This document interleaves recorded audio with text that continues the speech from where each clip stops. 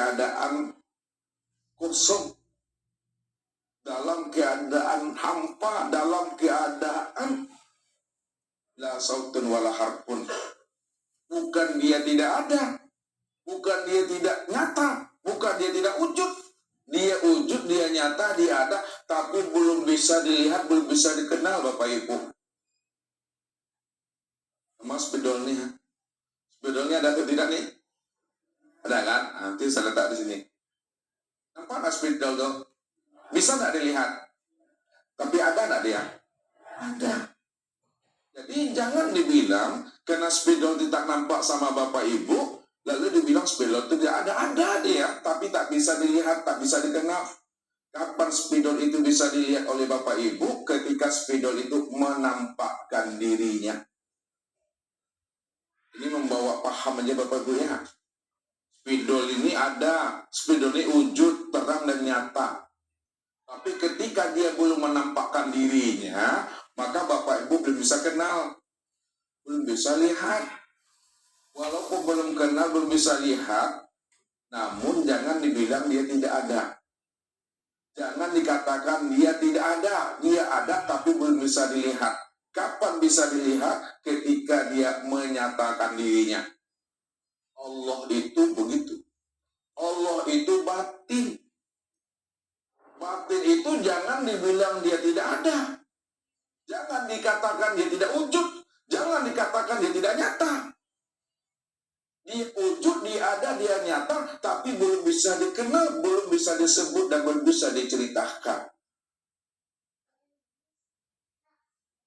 Lalu siapa yang ada tuh? Yang ada ya dia semata-mata.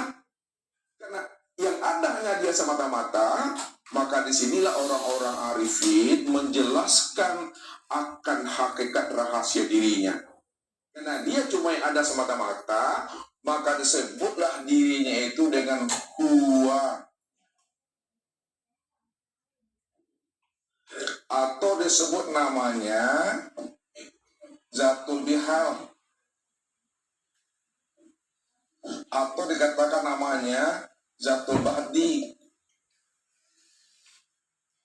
Atau disebut namanya wujud mutlak. Atau disebut namanya wujud hakiki. Atau disebut namanya la ta'in. Atau disebut namanya kuni bil kuni. Atau disebut namanya la sautun wala harpun.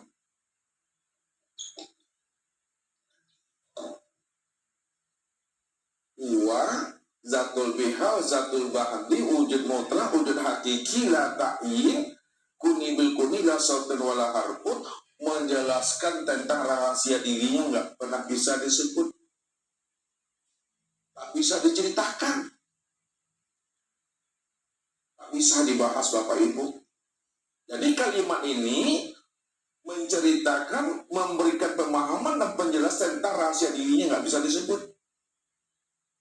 Karena diri nggak bisa disebut. Heran-heran kita Bapak Ibu, bahasa Ustaz, panik aku. Nah, itulah dia menamai dirinya dengan Allah itu.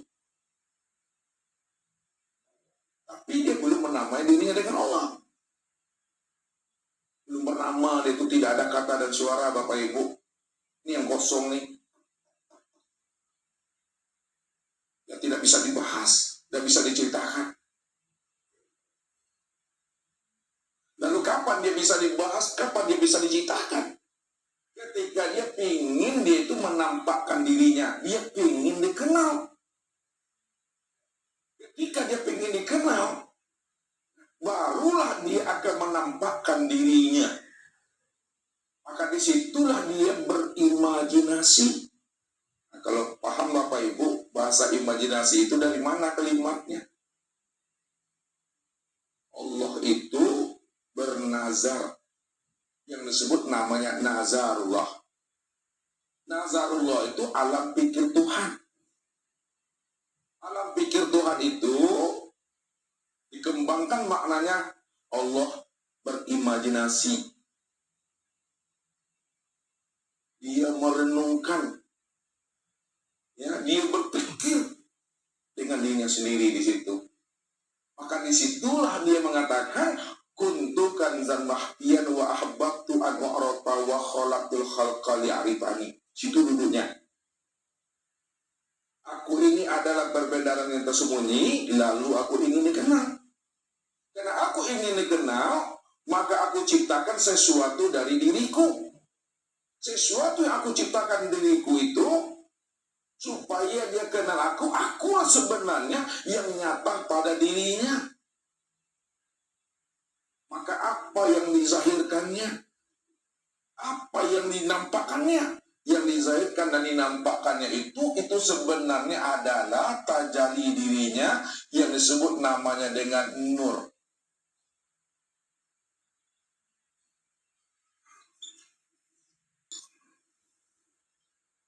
Ini yang disebut nur. Siapa nur ini? Nur inilah yang disebut namanya zahirnya Allah, Bapak Ibu. Nur ini yang dikatakan zahirnya Allah. Allah itu kan batin tadi. Karena dia ingin dikenal, maka yang batin itu menzohirkan dirinya. Yang batin itu menampakkan dirinya. Sebenarnya yang zohir itu, yang batin yang zohir, atau yang zohir itulah yang wujud. Yang batin inilah yang zohir, bukan yang zohir itu yang wujud. Yang batin ini yang zohir, yang batin itulah yang wujud. Karena dia ingin dikenal, maka dia menampakkan dirinya. Ketika dia menampakkan dirinya, menzohirkan dirinya, zohir dirinya itulah disebut namanya dengan nur. Karena nur ini asalnya daripada dirinya, maka disebutlah namanya nur ilahi.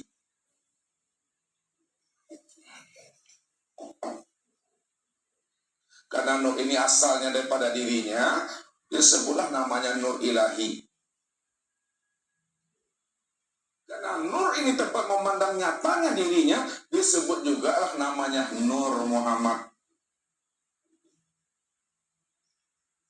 Berarti Nur Muhammad dengan Nur Ilahi itu dua atau satu tuh Bapak Ibu? Satu dia. Penyampaiannya dua. Cara menghantarkan kajinya dua. Sebenarnya yang dua itu sebenarnya dia satu saja orangnya tuh. Karena nur ini asalnya daripada dirinya, maka disebut nur ilahi, nur Allah. Ragu Bapak dengan nur ilahi dibuat nur Allah.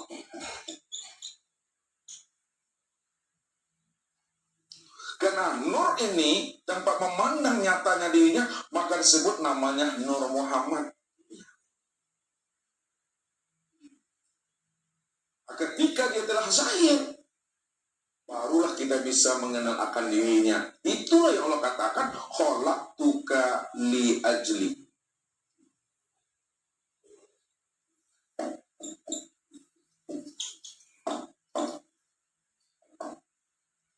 Khalaqtuka li ajli, aku ciptakan dirimu li ajli. Siapa yang berkata itu? Aku ciptakan dirimu. Allah. Mu itu kepada siapa ini Bapak Ibu? Kepada Nur Muhammadnya Nur nih. Aku ciptakan dirimu li ajli. Apa li ajli? Tajalli. Apa tajalli? Tajalli bahasa Minangnya jale. Aku ciptakan dirimu untuk melihat, untuk menyatakan akan diriku. Bahwa Nur Muhammad ini diciptakan lalu untuk melihat nyatanya akan dirinya. Wa khalaqal alam li ajlika. Dan dijadikan alam untuk melihat nyatanya akan dirimu. Maka Nur Muhammad inilah tempat memandang wujud nyatanya diri Allah. Itu maknanya Bapak Ibu. Kalau Bapak Ibu ingin kenal Allah, kenalilah Nur Muhammad itu. Kalau Bapak Ibu ingin berjumpa Allah, kenalilah Nur Muhammad itu. Kalau Bapak Ibu ingin menyaksikan Allah, kenali Nur Muhammad. Kalau Bapak Ibu ingin bertatap wajah dengan Allah, kenalilah Nur Muhammad. Apa sebabnya kita wajib mengenal Nur Muhammad? Karena Nur Muhammad itulah kezohiran dirinya. Nur Muhammad itulah penampakan dirinya. Ketika Nur Muhammad itu telah zohir sebagai penampakan dirinya, maka dihukumkan Nur Muhammad itu dengan baharu. Ini ya.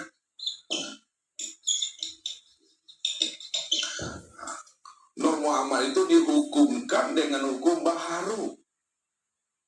Nur Muhammad itu dihukumkan dengan muhaddas. Nur Muhammad itu dihukumkan dengan sesuatu. Nur Muhammad itu dihukumkan dengan hamba. Nur Muhammad itu dihukumkan dengan makhluk.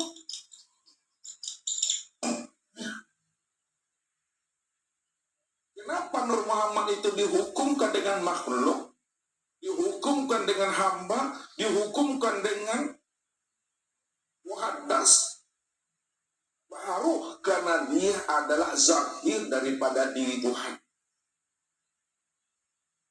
Kalau dia sudah zahir, dihukumkan dengan muhaddas, baharu, dihukumkan dengan sesuatu, dihukumkan dengan makhluk dan hamba. Itu Bapak Ibu.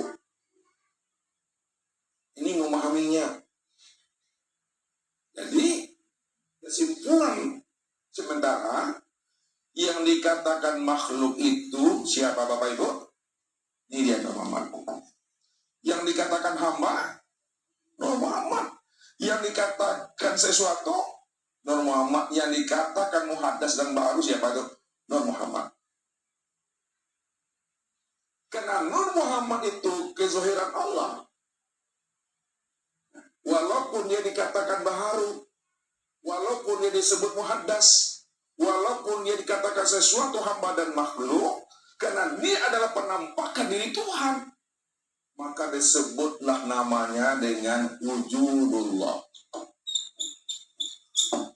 Disebut juga namanya dengan ainullah. Disebut juga namanya hakikatullah. Disebut juga namanya miratillah. Disebut juga namanya makhluk atau hamba Allah atau disebut abdillah. Jadi wujudullah, ainullah, hakikatullah ini dalam bahasa hakikat. Nah, dalam bahasa hakikat nur ini disebut wujudullah, tempat memandang nyatanya wujud Allah. Dalam bahasa torikat, nur ini disebut namanya miratillah. Ini dalam bahasa torikat. Kenapa nur itu dikatakan miratillah dalam bahasa torikat? Karena nur inilah yang disebut cermin untuk memandang nyatanya akan wujud diri Allah itu. Dan nur itu dikatakan abdillah, makhluk itu dalam bahasa syariat. Syariat disebut abdillah, hamba Allah atau makhluk Allah, karena dia terzahir daripada dirinya. Itu yang dihukumkan makhluk itu yang dihukumkan kepada hamba, itu yang dihukumkan sesuatu, itu yang dihukumkan dengan muhaddas dan baharu itu. Dalam bahasa ma'rifatnya, nur itu tiada lain adalah Allah. Tiada lain adalah Allah. Kenapa nur itu tiada lain adalah Allah? Karena nur itu tidak pernah berpisah, tidak pernah bercerai, esa dengan dirinya. Ini Allah maksudkan tentang nur ini. Wajah alulahu min ibadihi juz'an. Aku jadikan Nur Muhammad itu sebenarnya adalah bagian daripada diriku. Bagian. Contoh Bapak Ibu, ini kertas tisu namanya, ya. Lalu karena dia ingin dikenal, dia ingin disebut, ya, maka maka dia menampakkan dirinya, menzuhirkan dirinya, nih, menampakkan dirinya. Pertanyaannya, sobekan ini apa namanya, apa sebutannya bagi tisu yang disobek ini? Ini yang dikatakan bahagian wajah anulahu min ibadi juz'an. Kalau ini adalah bahagian daripada yang disobek, maka bahagian yang disobek itu tiada lain siapa dong? Tiada lain adalah tisu itu sendiri. Ini yang dikatakan bahagian. Dua, hakikatnya satu. Dua dalam penyampaiannya. Dua dalam sebutannya. Tapi hakikat yang disebut itu adalah satu. Ini yang selalu Ustaz kiaskan dengan Bapak Ibu. Bahwa kita ini adalah satu titik saja dari sebuah lautan. Atau satu tetes saja dari sebuah lautan. Itu maksudnya, yang saya antarkan itu, kalau Bapak Ibu ingin mengenal Allah, tak perlu Bapak Ibu mengkacau alam ini seluruhnya. Mengkacau itu. Mengkacau itu. Dikinca. Jangan dikinca alam itu seluruhnya. Jangan diasah-asah alam itu. Jangan dijelajahi alam itu, ya. Cukup kenali akan diri ini. Nah, maksudnya dengan kias yang Ustaz sampaikan, kalau Bapak Ibu ingin tahu namanya asinnya air laut, perlukah Bapak Ibu menghabiskan keseluruhan air laut itu untuk diminum?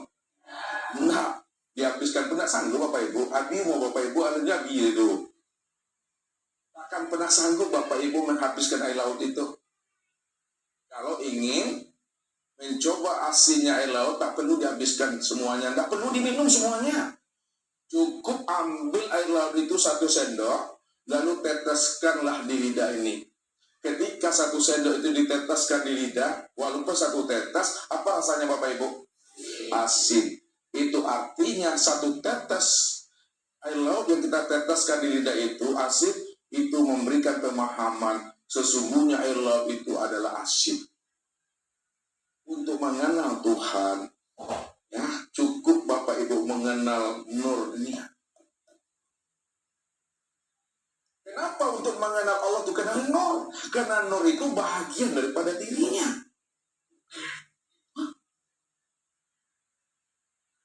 Jadi kalau nur itu bahagian daripada dirinya, bagian daripada dirinya itu tiada lain esa dengan dirinya tuh. Kenapa esa dengan dirinya? Karena itu ada kenyataan untuk memandang dirinya.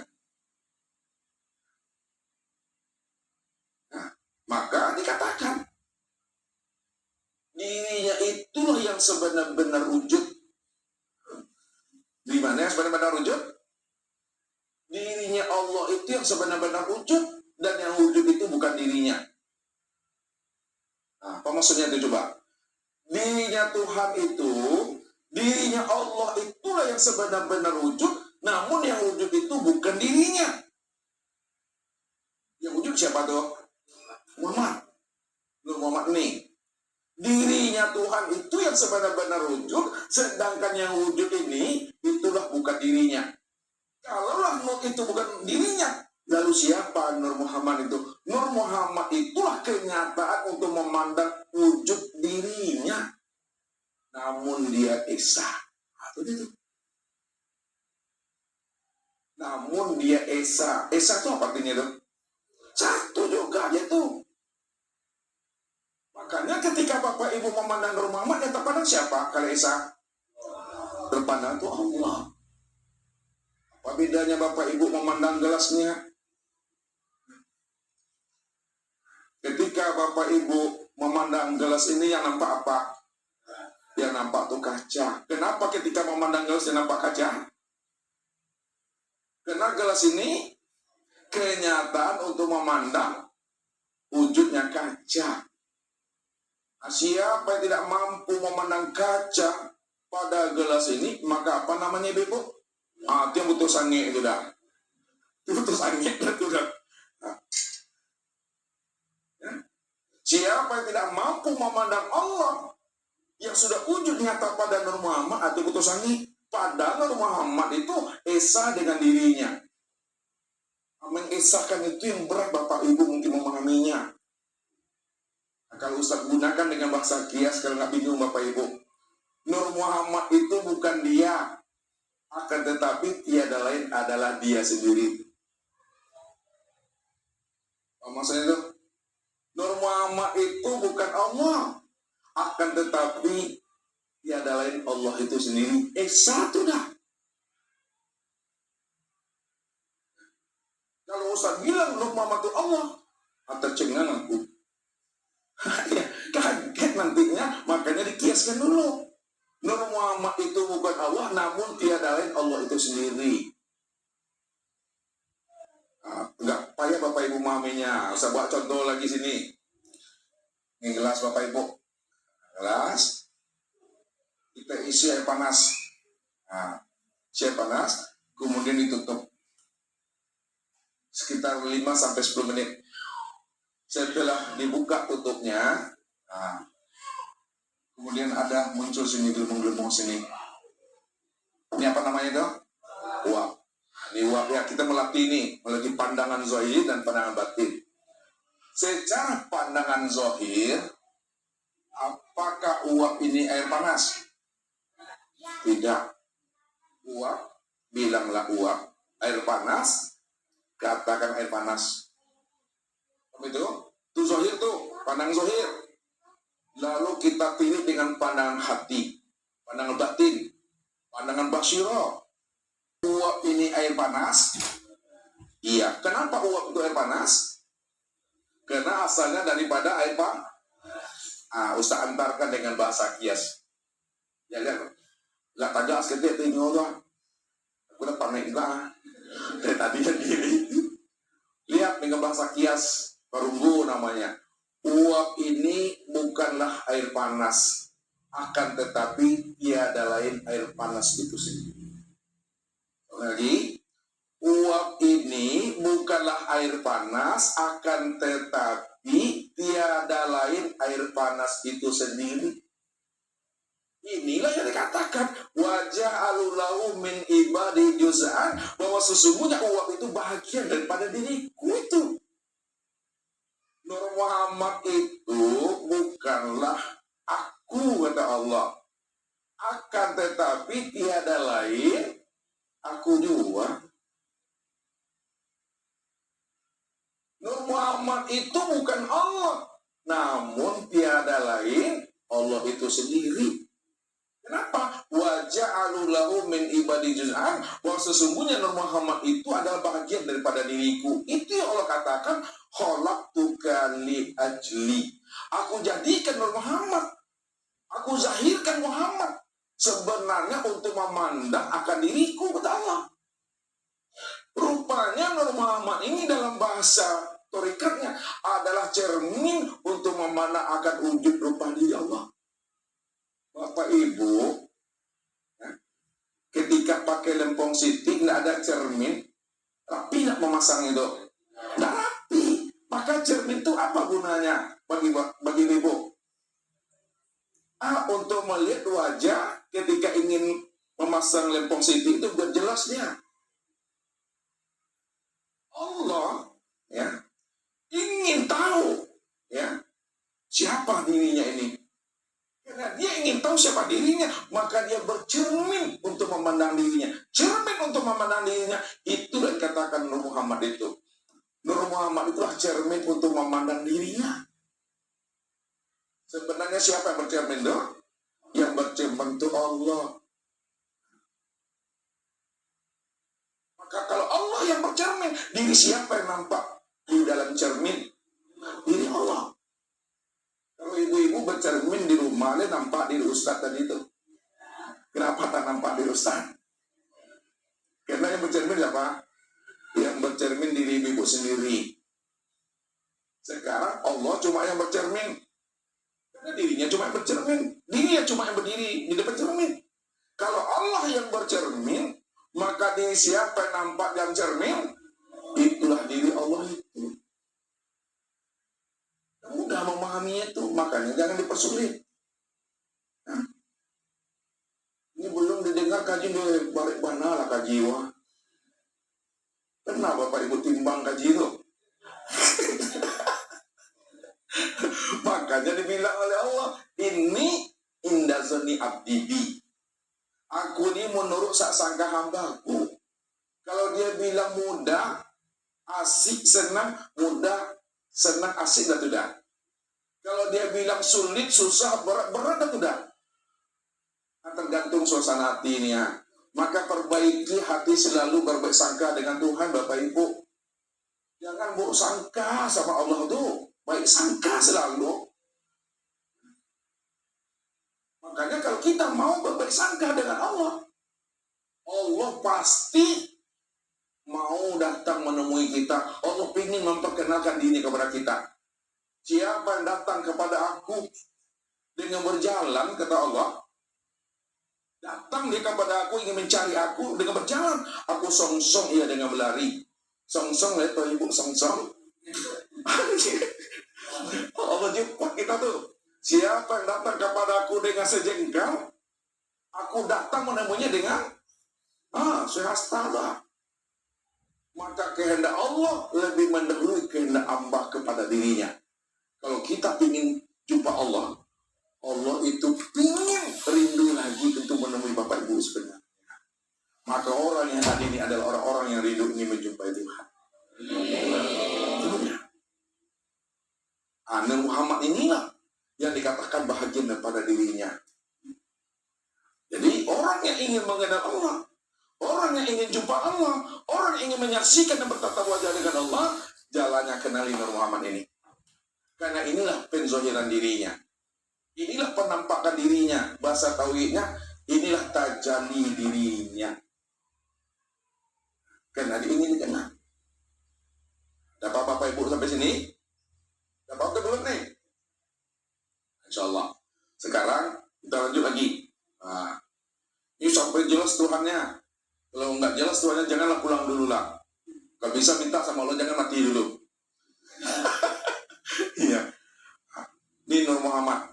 Sekarang Nur Muhammad ini benar-benar sudah wujud, benar-benar sudah nyata dia pada alam semesta. Nih, alam semesta.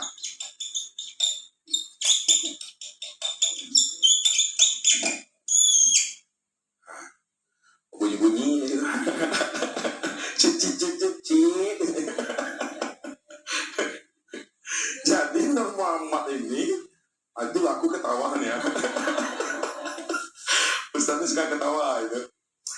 Nur Muhammad ini Bapak Ibu benar-benar sudah wujud dan nyata dia pada alam semesta. Jadi jangan Bapak Ibu cari Nur Muhammad tuh lagi.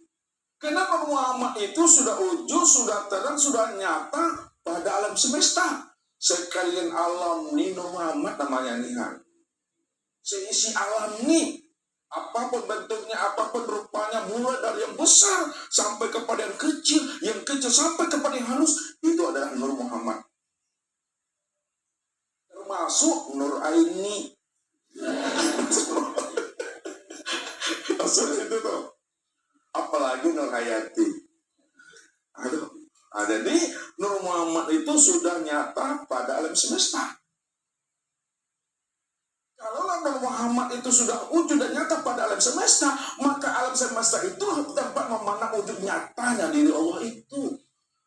Kenapa alam semesta ini tempat memandang wujud nyatanya diri Allah? Karena alam semesta inilah dikatakan Nur Muhammad, dan Nur Muhammad itu tempat memandang wujud nyatanya diri Allah. Disitulah Allah mengatakan Allah nurus samawati wal ardh.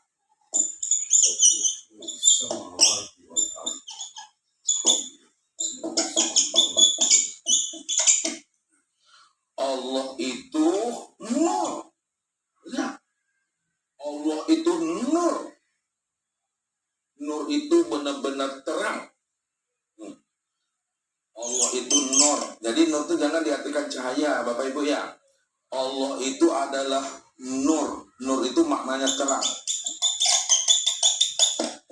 Terang itu maknanya apa? Jelas.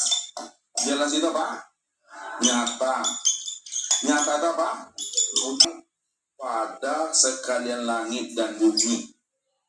Rupanya sekalian langit dan bumi, itulah tempat memandang wujud nyatanya Allah itu, yang disebut namanya Muhammad. Benar-benar wujud, benar-benar nyata, terang dan nyatanya Allah itu sudah nyata pada segala langit dan bumi. Sekalian langit dan bumi ini, itu tempat memandang wujud nyatanya diri Allah, yang disebut namanya Muhammad. Bukan Nabi Muhammad. Nah, beda nanti itu Bapak Ibu.